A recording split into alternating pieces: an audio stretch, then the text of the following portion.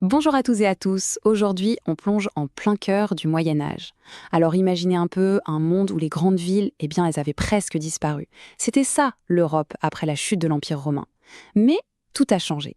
On va découvrir ensemble comment les villes ont fait leur grand retour, une véritable révolution qui a complètement transformé notre continent. C'est parti! Pour commencer, regardez-moi cette image de Venise. On sent l'agitation, hein. Les bateaux qui arrivent chargés de marchandises, les marchands qui discutent sur les quais, les belles maisons. Venise, c'est vraiment l'exemple parfait de ces nouvelles villes puissantes, de vrais carrefours de commerce et de culture. Alors voilà notre grande question, celle qui va nous guider. Comment est-ce possible? Comment ces villes, qui n'étaient plus que l'ombre d'elles-mêmes, ont-elles pu renaître pour devenir le nouveau centre du monde européen? Quel a été l'élément déclencheur? C'est le mystère qu'on va résoudre aujourd'hui. Pour trouver la réponse, il faut d'abord faire un petit détour. Parce que, et ça peut paraître surprenant, tout ne commence pas dans les villes, mais dans les campagnes.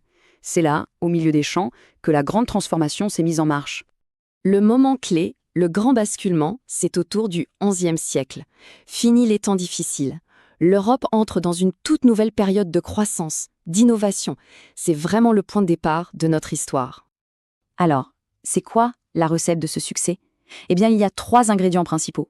D'abord, on invente de nouveaux outils, de nouvelles techniques pour l'agriculture, donc on produit beaucoup plus à manger. Ensuite, on se met à défricher, massivement. Et la conséquence de tout ça, eh bien, la population explose. Un mot très important à retenir, c'est défrichement. Qu'est-ce que ça veut dire concrètement? C'est simple, on coupe des forêts pour créer de nouvelles terres agricoles.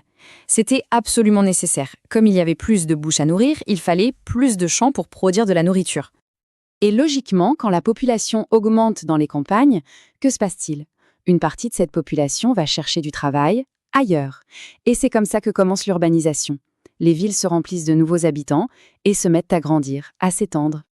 Bon, les villes grandissent, d'accord? Mais ça ressemble à quoi concrètement? Comment une ville du Moyen Âge s'agrandit-elle? On va voir ça tout de suite. Le vrai moteur de cette croissance, c'est le commerce. Regardez bien la carte. Les villes qui deviennent les plus riches, les plus puissantes, comme Gênes en Italie ou Bruges en Flandre, elles sont toutes situées sur les grandes routes commerciales. Le commerce, c'est le sang qui coule dans les veines de ces cités. Et pour que ce soit encore plus clair, prenons l'exemple de Florence. Vous voyez le petit noyau en rouge au centre? Ça, c'est la ville d'origine. Très vite, elle devient trop petite pour accueillir tout le monde. Alors qu'est-ce qu'on fait? On construit de nouveaux quartiers à l'extérieur des remparts. Ce sont les faubourgs. Maintenant qu'on a vu comment les villes grandissaient, intéressons-nous aux gens qui y vivent. Qui sont ces nouveaux citadins qui animent les rues, les marchés, les ateliers?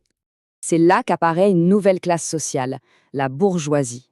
Attention, à l'origine, le mot bourgeois veut simplement dire habitant du bourg, c'est-à-dire de la ville. Mais très vite, ce mot va désigner les habitants les plus influents, les grands marchands, les maîtres artisans, bref, ceux qui s'enrichissent et qui veulent plus de pouvoir. Et leur objectif est très clair, ils veulent être plus libres. Ils en ont un peu marre d'obéir aux seigneurs qui contrôlent les terres tout autour. Ils veulent pouvoir gérer leurs affaires, leur commerce, leur ville, comme ils l'entendent.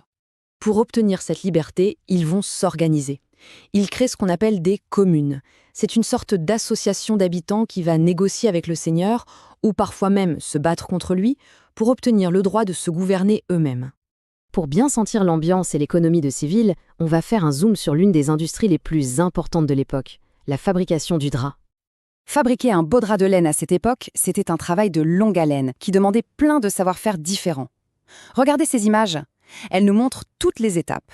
De la tonte du mouton, au tissage, en passant par la teinture. C'est une vraie chaîne de production, avec des spécialistes pour chaque étape. Alors, suivons le parcours. Tout commence avec la tonte des moutons. Ensuite, on peigne la laine pour la nettoyer et la démêler. Après, on la teint pour lui donner de belles couleurs. Vient l'étape cruciale, le tissage. Et enfin, les finitions pour que le drap soit doux et solide. Et attention, tous ces artisans ne travaillaient pas n'importe comment. Ils étaient organisés en ce qu'on appelait des métiers ou des corporations. C'est une association qui fixe des règles très strictes pour tout, les prix de vente, les salaires, les techniques de fabrication. C'était une façon de garantir la qualité et de se protéger de la concurrence. Et cette production, elle n'était pas juste pour la ville.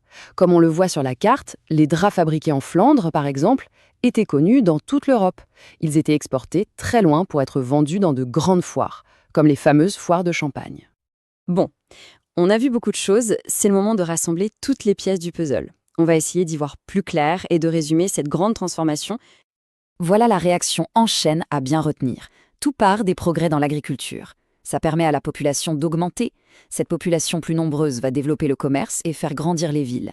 Dans ces villes, une nouvelle classe sociale, la bourgeoisie, prend le pouvoir. Et enfin, cette bourgeoisie organise la société à sa façon. C'est un vrai cercle vertueux. L'air de la ville rend libre. Ce proverbe allemand de l'époque, il résume tout. Imaginez un paysan qui était soumis à son seigneur. S'il parvenait à s'enfuir et à vivre 1 an et 1 jour dans une ville, il devenait un homme libre. La ville, c'était la promesse d'une nouvelle vie. Une idée totalement révolutionnaire. Et cette nouvelle richesse, cette fierté des villes, on peut encore la voir aujourd'hui. Comment ? Eh bien, elles se sont lancées dans des chantiers gigantesques pour construire des cathédrales magnifiques, comme celle de Chartres. Ces monuments, ce sont les symboles de la puissance des villes, de la foi des habitants et aussi du talent incroyable de leurs artisans. Et pour finir, je vous laisse avec une question. La prochaine fois que vous vous promènerez dans le centre ancien d'une ville, ouvrez l'œil, observez le nom des rues, la rue des Tissans, la place du marché, regardez la forme des bâtiments. Quel héritage de cette époque incroyable peut-on encore deviner aujourd'hui ? C'est fascinant de voir à quel point ce passé est encore présent autour de nous. Merci beaucoup pour votre attention et à très bientôt.